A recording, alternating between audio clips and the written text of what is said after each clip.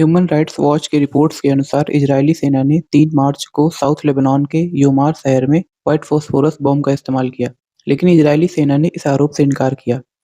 आज की इस वीडियो में हम व्हाइट फास्फोरस की केमिस्ट्री के बारे में जानेंगे। इसके पहले भी इजरायली सेना ने अक्टूबर 2023 से जुलाई 2024 के बीच में साउथ लेबनान में लगभग 175 बार व्हाइट फास्फोरस का इस्तेमाल किया था।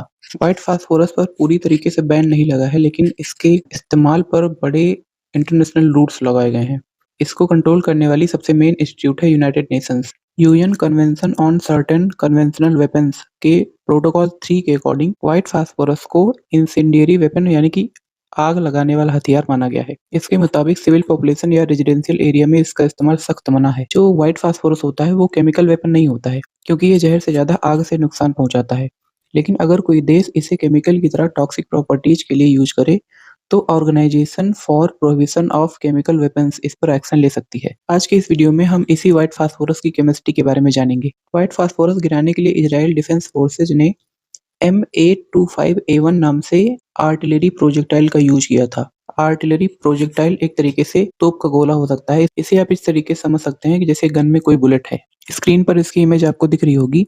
इसके अंदर एक्सप्लोसिव या फिर कुछ खतरनाक सब्सटेंस भर सकते हैं। M825A1 एक ऐसा ही गोला था। इसको मेनली धुआं करने के लिए इस्तेमाल किया जाता है। इस सिलेंडर के अंदर 116 फेल्ट वेजेज होते हैं। फेल्ट वेजेज को आसान तरीके से ऐसे समझा जा सकता है जैसे पेट्रोल में भीगा हुआ कपड़ा होता है। इन फेल्ट वेजेज को आर्टिलरी प्रोजेक्टाइल के अंदर व्हाइट फास्फोरस में भिगो कर रखा जाता है और जब M825A1 फटता है तो ये 116 टुकड़े हवा में बिखरते हैं। इन पर लगा व्हाइट फास्फोरस ऑक्सीजन से रिएक्शन करके तुरंत जलने लगता है, जिससे बहुत ज्यादा गर्मी पैदा होती है। लगभग 800 से 2500 डिग्री सेल्सियस तक टेम्परेचर जा सकता है। ये टेम्परेचर इतना ज्यादा होता है, इसे आप ऐसे समझ सकते हैं कि 1500 डिग्री सेल्सियस पर लोहा पिघल जाता है। मिलिट्री रेंज में ये टेम्परेचर लगभग 1300 डिग्री सेल्सियस तक जाता है। इसके साथ-साथ एक बहुत घना सफेद धुआं निकलता है जो कि फास्फोरस पेंटाऑक्साइड का होता है। ये धुआं भी उतना ही खतरनाक होता है। व्हाइट फास्फोरस से जली हुई आग को बुझाना बहुत ज़्यादा मुश्किल होता है। जब ये आग स्किन के कॉन्टैक्ट में आती है तो बहुत ज़्यादा जलन होती है और शरीर में गहरे जख्म हो जाते हैं। ये आग हड्डी तक पहुँच सकती है।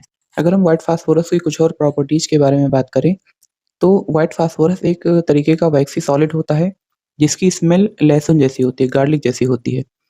अगर व्हाइट फास्फोरस को खुले में 30 डिग्री सेल्सियस के तापमान में रखा जाए तो ये अपने आप आग पकड़ लेता है। ऑक्सीजन से रिएक्शन करेगा और तुरंत ये P4O10 बनाता है और यही P4O10 का सफेद धुआं हमको दिखाई पड़ता है। अगर व्हाइट फास्फोरस का कोई पार्टिकल शरीर के अंदर चला जाता है तो शरीर के अंदर जो ऑक्सीजन प्रेजेंट होती है उससे भी रिएक्शन कर लेता है और शरीर के अंदर ही जाके जलन पैदा करता है। P4O10 का सफेद धुआं लंग्स और सांस की नली में जलन पैदा करता है। इससे हाइपोकैल्सीमिया भी हो सकता है, क्योंकि व्हाइट फास्फोरस शरीर में कैल्शियम के लेवल को तेजी से गिराता है।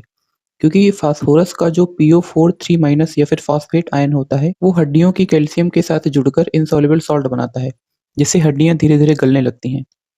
व्हाइट फास्फोरस अंधेरे में भी चमकता है, क्योंकि ये ऑक्सीजन के साथ रिएक्शन करके धीरे धीरे ग्लो करता रहता है। अब अगर हम व्हाइट फास्फोरस से जुड़े एक हिस्टोरिकल इवेंट के बारे में बात करें, तो पहले एक कंपनी थी ब्रांड एंड मे नाम से, जो कि 1843 के आसपास बनाई गई थी और ये उस टाइम पे व्हाइट फास्फोरस का इस्तेमाल करके माचिस बनाती थी और ये उस टाइम पे यूनाइटेड किंगडम की सबसे बड़ी माचिस की मैन्युफैक्चरर थी। इस कंपनी के फाउंडर थे क्वेकर्स विलियम ब्रांड और फ्रांसिस मे। वो व्हाइट फास्फोरस बहुत खतरनाक होता है और उस टाइम पे जो माचिस बनती थी वो व्हाइट फास्फोरस का इस्तेमाल करके बनती थी। व्हाइट फास्फोरस की इसी टॉक्सिक नेचर की वजह से इनकी कंपनी में 1888 में एक स्ट्राइक हुआ था जिसे द मैच गर्ल्स स्ट्राइक कहा जाता है। ये स्ट्राइक खाली पैसों या फिर काम के घंटों की लड़ाई नहीं थी। ये केमिस्ट्री और ह्यूमैनिटी की एक ऐसी कहानी है जिसने पूरी दुनिया के लेबर लॉज को बदल के रख दिया। ब्रांड एंड मे की फैक्ट्री में जो होता था वो किसी हॉरर फिल्म से कम नहीं था। इस फैक्ट्री में जो गरीब लड़कियां काम करती थी उनको द मैच गर्ल्स कहा जाता था। फैक्ट्री में लड़कियों को उनकी बेंच पर ही खाना खाने के लिए मजबूर किया जाता था। जब वो लड़कियां माचिस बनाती थी तो उनके हाथों पे व्हाइट फास्फोरस लग जाता था और जब वो खाना खाती थी तो व्हाइट फास्फोरस सीधा उनके पेट में जाता था। स्ट्राइक की एक बड़ी डिमांड थी कि उनको एक अलग से डाइनिंग रूम दिया जाए जहां रेड फास्फोरस के फ्यूम्स और पार्टिकल्स ना हो। इससे भी ज़्यादा एक्सप्लॉयटेशन की बात यह है कि अगर कोई लड़की काम के वक़्त थोड़ा भी हँस देती थी या मुस्कुरा देती थी या बात करते हुए पाई जाती थी, तो उस पे जुर्माना लगाया जाता था, उसकी सैलरी से कुछ पैसे काट लिए जाते थे। इसके साथ-साथ अगर फास्फोरस की वजह से वहाँ पे जो बेंच होती थी उनके बैठने के लिए, अगर उसमें आग लग जाती थी, तो उस आग से जो नुकसान होता था उसका पैसा भी उनकी सैलरी से ही काटा जाता था। और सबसे खतरनाक बात ये थी कि जब काम करते हुए फास्फोरस उनकी बॉडी के अंदर चला जाता था, तो उनकी हड्डियाँ गलने लगती थी। खाने के थ्रू फास्फोरस अंदर जाता था, इससे उनके जबड़े सूज जाते थे और जबड़े की हड्डी धीरे-धीरे गलने लगती थी। जब उनके जबड़े टॉक्सिसिटी की वजह से सूज जाते थे, तो कंपनी के मैनेजर उनको ज़बरदस्ती दाँत निकलवाने के लिए भेज देते थे, ताकि फास्फोरस पॉइज़निंग का केस ना बने और उनकी फैक्ट्री बंद ना हो। जबड़े की हड्डी गलने की इस बीमारी को फॉसी जॉ कहा जाता था।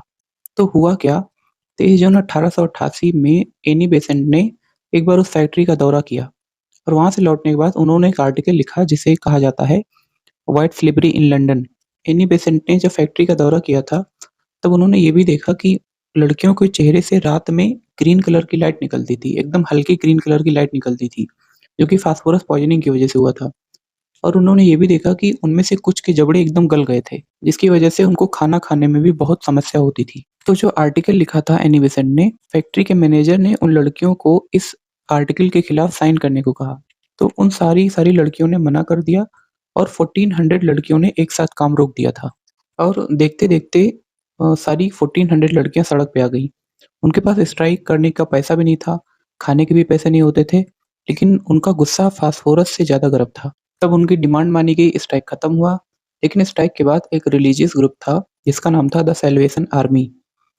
इन्होंने अपनी खुद की फैक्ट्री खोली और माचिस के डिब्बों पर लिखवाया lights in the darkest England. और ये माचिस व्हाइट फास्फोरस से नहीं बनती थी, ये माचिस रेड फास्फोरस से बनती थी। उन्होंने ब्रांड एंड मे कंपनी से 3 गुना ज़्यादा सैलरी दी और दिखा दिया कि सेफ केमिस्ट्री से भी बिज़नेस किया जा सकता है। ये अकेला हिस्टोरिकल इवेंट ये दिखाता है कि कैसे एक गलत केमिकल हज़ारों ज़िंदगियाँ तबाह कर सकता है और कैसे एक सही केमिकल हज़ारों ज़िंदगियाँ बना भी सकता है। तो ये थी व्हाइट फास्फोरस की कहानी। अगर आपको ये वीडियो पसंद आया हो तो इसको ज़्यादा से ज़्यादा लाइक कीजिए और शेयर कीजिए और ऐसी ही नई-नई कहानियाँ जानने के लिए और केमिस्ट्री सीखने के लिए हमारे चैनल को सब्सक्राइब करें। मिलते हैं अगले वीडियो में। Thank you.